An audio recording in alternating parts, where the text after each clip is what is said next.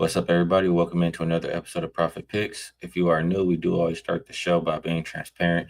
Yesterday, I had one play and ended up being a winner. It was the Spurs minus 10.5. Ended up winning by like 30. So NBA playoffs continue to treat me well, man. It's now 21-10 and just slightly below 40 units, I believe. That makes it for the playoffs. So good night last night, Vino. Hopefully you had one as well. I did. We actually found three ways to win on the same game. I had the Spurs team total over 114.5, 126, fairly easy. And I had Spurs first quarter, just figuring that they would come out a little bit hot. They were 3.5. They won by 4 first quarter, but we did cash a 2-0. I got the numbers here, Skee, because I went in to see that you won last night. So it's now 58 and 32, Nice. 64.4%. And I have, excuse me, plus 65.5 units combined.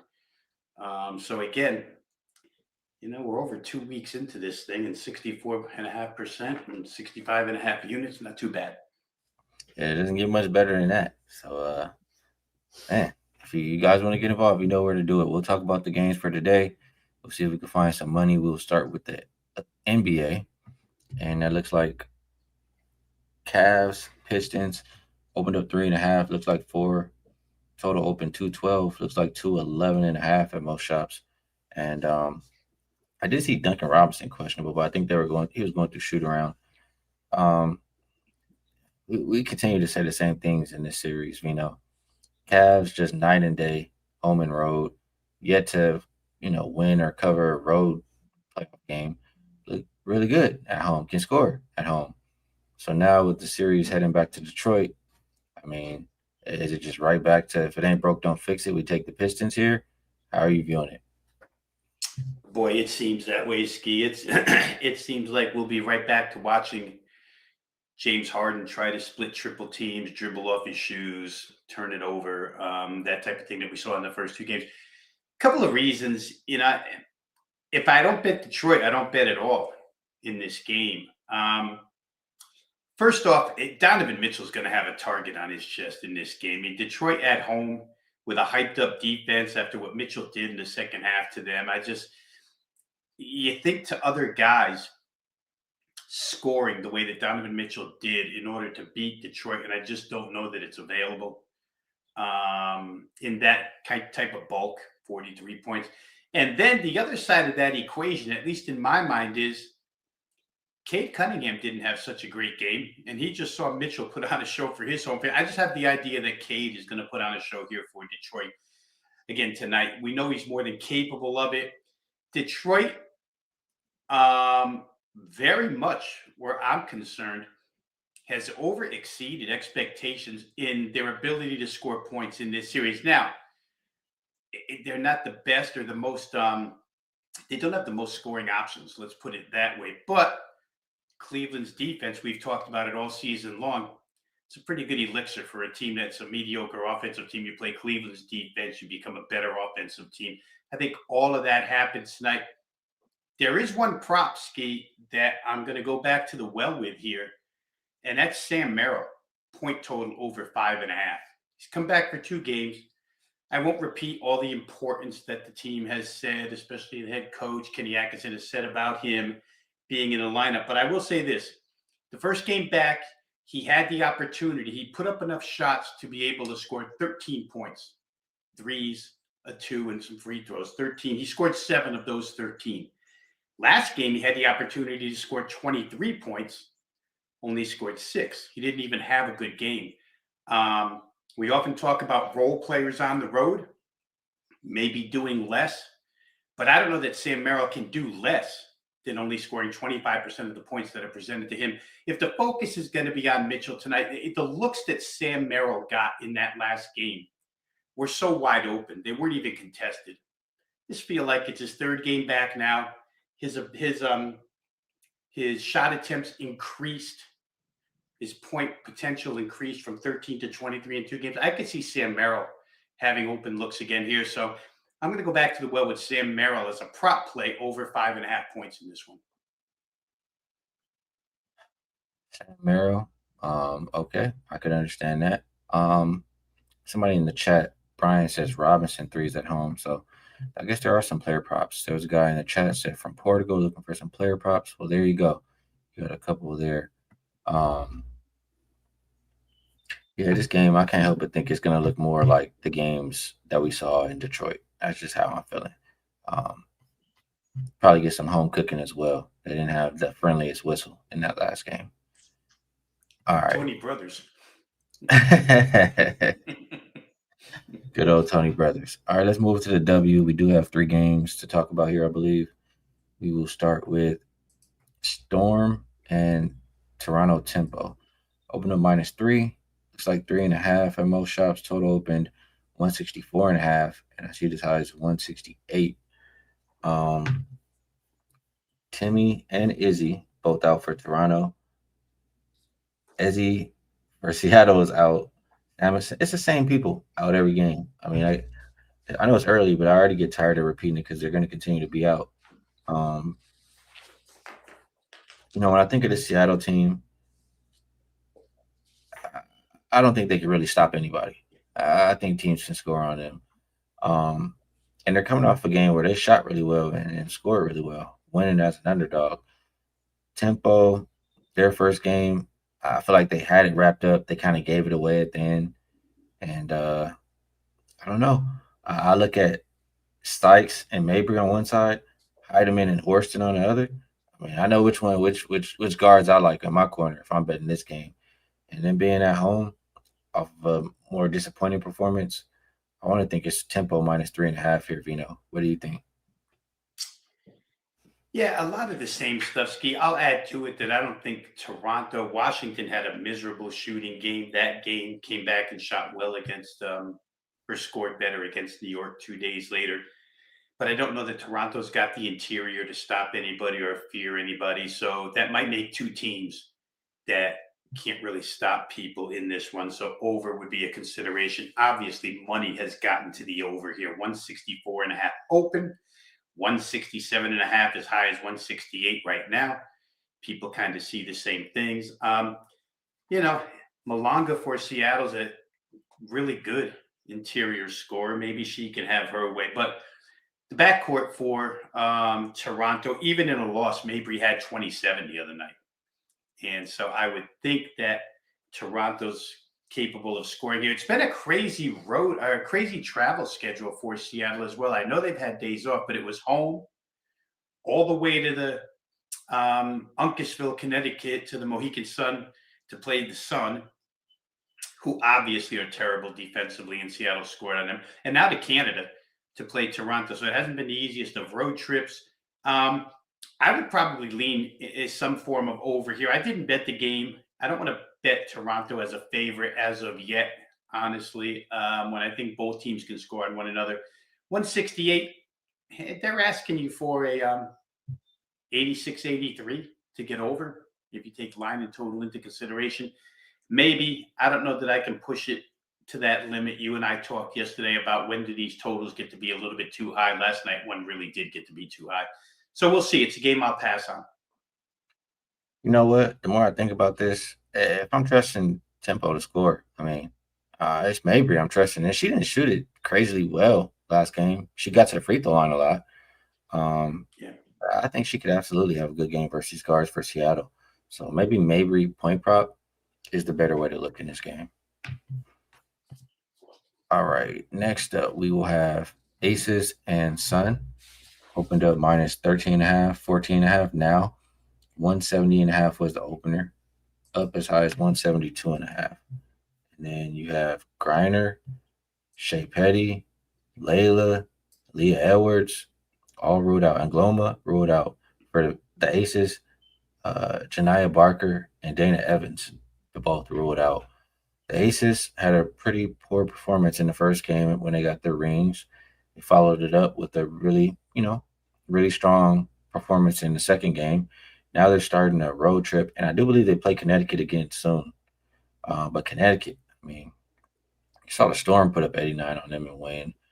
I mean, it seems like really anybody should be able to score on this Connecticut team as long as they're interested. Will the Aces be interested enough? Um, I don't know that I could lay the 14. If I don't know. I'd be looking more towards Aces team total over, or maybe even Connecticut team total under. I don't know. Something about laying the points. I just don't want to do it. What do you think here, Vino? Yeah, I'm kind of in agreement in that if the Aces are disinterested, it'll be on the defensive end. Okay. It was that way a lot last year. Remember, Becky Hammond had to call them out before they went on that 19 game win streak. She was calling them out once a month, maybe more than once a month, for just She not did it playing after the first defense. game too. Yeah, she rightfully so. Right? I mean, it's almost like they need that from her. But I'm with you. If I'm going to trust something here, it's going to be trusting Las Vegas offense and fading the Connecticut defense, which puts you right on the Las Vegas team total over. If New York got to 106, you already mentioned Seattle got to 89. Seattle didn't even shoot well to get to 89. Just Connecticut can't stop anybody. And if Griner, I heard you just say Griner's on the injury report, which I didn't see first thing this morning, but I'm hearing it now. Um, Not that she's any type of defensive force like she used to be, but she's basically their only size at the rim. So I could see Asia Wilson having a monster game. I could see the Aces having a huge offensive game. Again, we're going to put in quotes if they're interested, but I think players are always interested in getting their points. And against Connecticut, it's pretty easy to get your points. So if I'm going to play, it's going to be Aces team total over the 93 and a half. And that makes sense. I could absolutely see that. Last game we have Sky and Valkyries. This one opened up 3.5 for the Valkyries, up as high as 6. And total also on the move, down from 172.5 as low as 166. Tiffany Hayes, Zandalicini both out once again. Cloud is actually game time decision for Chicago, but still no Sloot, no Westfield, no Carrington, or Azare Stevens. Um, you know, when I this Golden State team, they're not the fastest playing team, but they do shoot a lot of threes. And lately they've been making them. It's been helping them be in these high scoring games. I can't help but think you're going to see a little bit of regression here, at least a little bit. And if they're playing slow with some regression, it makes me understand why the total is going down. Um, any thoughts from you on the Chicago and Valkyries game? Well, to your point, Ski, I mean, I know the market's in love with Golden State. First few games here, and this push from 3.5 to 5.5 shows it one more time. But even with the Chicago injury list, like I watched them against Portland the other day, play in front of 20,000 frenzied crowd, which is what you're going to get here in Golden State. Their interior game is nice. Chicago made their mind up in that game that they were just going to go to the rack all the time. Rakia Jackson, relentless to the rim. Cardoso in the paint, unstoppable in that game. Skylar Diggins, we all know she'll get to the rim. I don't know that Golden State has the ability to stop them from doing that. It makes the 6 really worth looking at here, taking it with Chicago. I just think if you're going to get a lower scoring game, kind of means less points for both sides. And Chicago's ability to get to the free throw line and get to the rim and have a size advantage on Golden State. I don't know. I'm starting to look at Chicago here plus the points. I know it's a tough place to play, and I know Golden State's been red hot, but I'm kind of with you in the fact that regression has to take place somewhere. We saw it with Golden State a lot last year, right? When they shot it really well, they were beating people, but then there's nights where they shoot like 21% from three, and they end up with like 63 points. So I don't know. Chicago's worth a look plus the points here to me, at least. Yeah, I wouldn't be laying with the Valkyries either. I would be taking the points with the Sky as well. I agree with that. All right. Last game it looks like Fever and Sparks opened up -2.5 for the Fevers, down to 1 or 1.5. Total open 184.5. Not much movement. 185 or 185.5 is what we're looking at right now. Vegan is out for the Sparks. Everybody else in this game seems to be available. Um, high scoring games for both of these teams. I mean, they gave up a lot. Fever gave up 107. Sparks gave up 105. Um, I'm sure that's not really how they expected to start their season again. But if you think about these teams from last year, you're not really surprised with either one of those outcomes. So facing each other here, And game two, do we think we'll see any kind of defense? I mean, the market or the books don't think so with the 185 total. Yeah, and they didn't think so last night in the Dallas game either, right? Dallas gave up 104 to the Fever, came back last night, only gave up 77 to Atlanta. I know we talked about that game yesterday. I thought to myself, if Atlanta can play any kind of defense, it would probably be an under. They did play some defense, or at least Dallas had a bad shooting night. Atlanta the same. And both of those teams have a lot of scores. Sparks have a lot of scores. I mean, adding NECA to that lineup gives them a bunch of scores. But man, that Las Vegas game Saturday, I don't know if it's because Becky cracked the whip or if LA just stinks again on defense. You have to kind of make up your mind there. But I'll say this: I think Indiana's going to look a little different with Monique Billings in the lineup. They made a concerted effort to get her in the offseason. Billings didn't play the first game; she'll play here. I always like to believe that coaches want to correct what went wrong in game one. Dallas is under a new head coach, new system, etc. Maybe that had something to do with the 107 that they gave up to a really good offensive team. I kind of like Indiana in this game. The money doesn't think so. Money's on the Sparks here to bounce back. Second home game. Generally, I like those types of teams. You lose at home, you get another shot at home in front of the home crowd. I like to play them. But I do think Indiana's probably the slightly better team here. I just saw this thing, Skee. I'm looking over here in one spot, click up to 186.5. I'm somewhat hesitant to go ahead and play over, but man, it's not going to surprise me if this thing finds its way to 187. It really wouldn't. We're going to find out if Indiana has any bit of a different look with Billings in the lineup defensively. And I will say this already in a lot of stuff I read, there's whether just or unjust, I'm not sure, but there's criticism of Stephanie White's handling of this team. Play calling, offensive sets, et cetera, et cetera. I don't know if that's true or not, but I think Indiana's still a really good offensive team. I think with Billings in the lineup, they're probably the right side here. You know, you said that you like to think teams correct what went wrong last game. What went wrong for the Fever last game? You're not getting any stops. Right. Not getting any stops at all. I mean, I like to think you get some kind of a better defensive effort, just like the Wings gave in the last game. That's right. Sparks, what went wrong for them?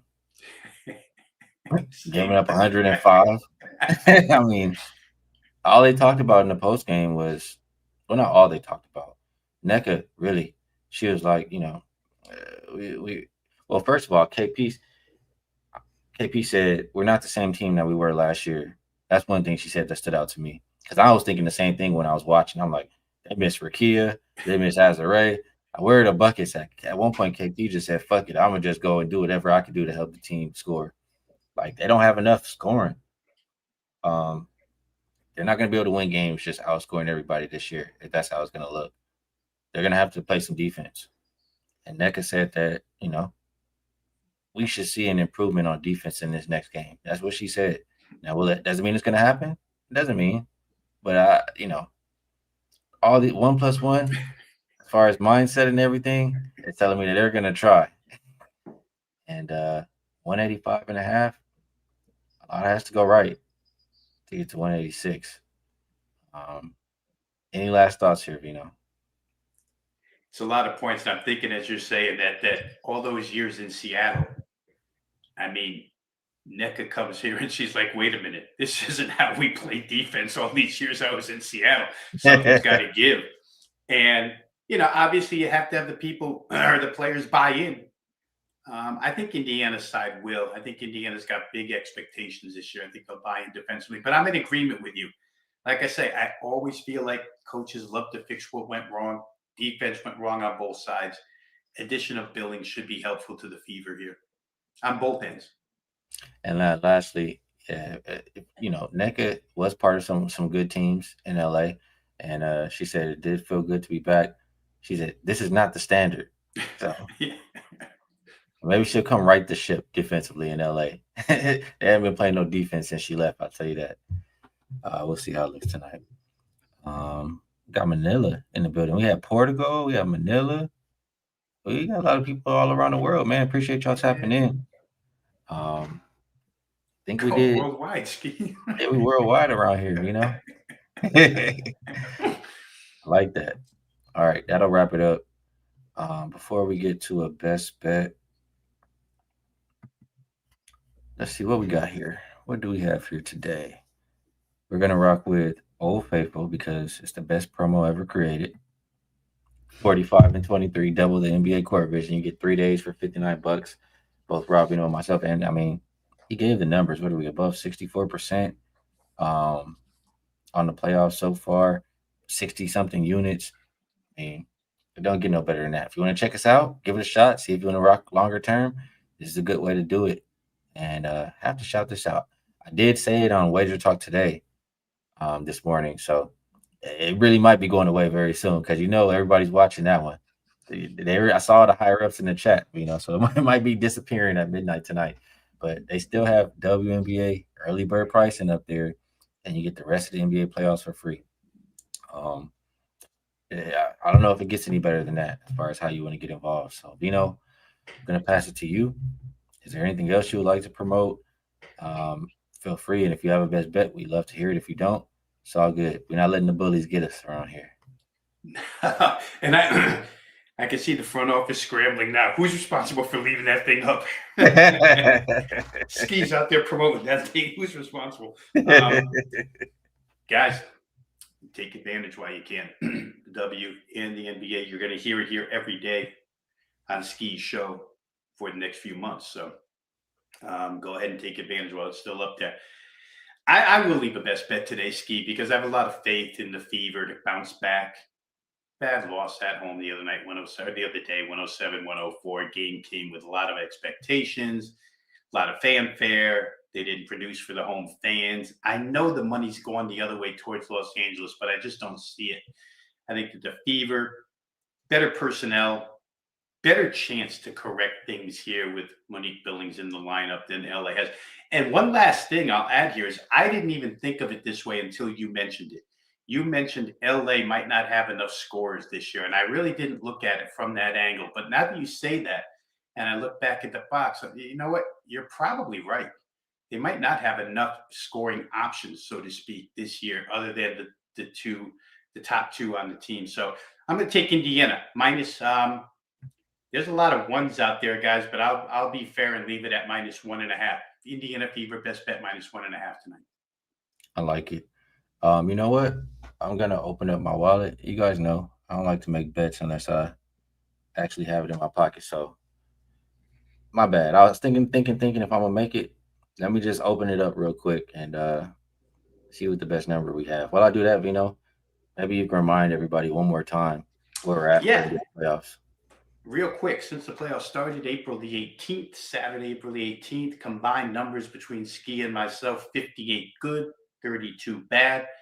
That comes out to 64.5%. If you combine the units of profit made between the two of us here in the postseason, NBA postseason, it's plus 65.5 units. So that's 64.4% winners, 65.5 units of profit made between the two of us. If you're interested in any of the selection packages, again, I'll say this: if there's folks out there watching us on this show each day that want to combine forces for the WNBA, which right now is listed as separate packages, I'm sure you could just write into the Detroit office and they would find some type of reasonable price to combo the two for W as well. So once again, 64.4%, 65.5 units made in the NBA playoffs in just a little over 2 weeks.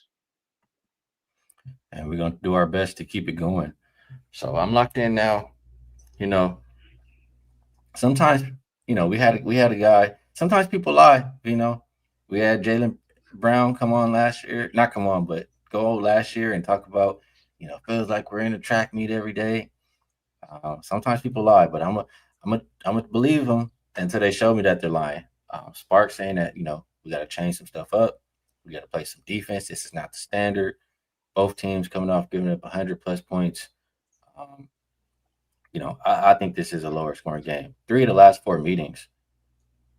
4 meetings last year, none of them made it to this number. I look at the Sparks last season in games totaled above 179. 3-0 to the under. I mean, we know how the Sparks played last year. It was all offense, no defense. Sometimes these totals are just too high. So my best bet for the show, Indiana and Los Angeles. Best number I got was under 185 and a half. That'll be my best bet for the show. And yeah, if I didn't mention it already, I do have a 5% in the association tonight. So 5% are 6-1 so far this playoffs. If you'd like to be involved, right there at WagerTalk. Vino, always appreciate you taking the time to cap these games. Helps my process. I'm sure it helps everybody else out there as well. Chat, we appreciate you guys for a lot of different reasons. And Vino, we're gonna be missing you for a little bit, right? Yeah, I'll be gone from tomorrow the 14th till the 21st of May. So 7 days. I'll get back with you next Friday. Yeah, we're gonna enjoy a little Hilton Head, South Carolina. So if there's anybody watching from Hilton Head, South Carolina, come say hi. You'll find me over there. Trying to beat up some people my age in pickleball or something. But we're gonna have a little fun on Hilton Head Island. Sounds good. Enjoy yourself, Vino. We'll see you when we get back. Sorry, you guys, for a week you got to deal with just me over here on the screen, but we'll get Vino back eventually. Best of luck, everybody, on all your action tonight. I will catch you guys tomorrow.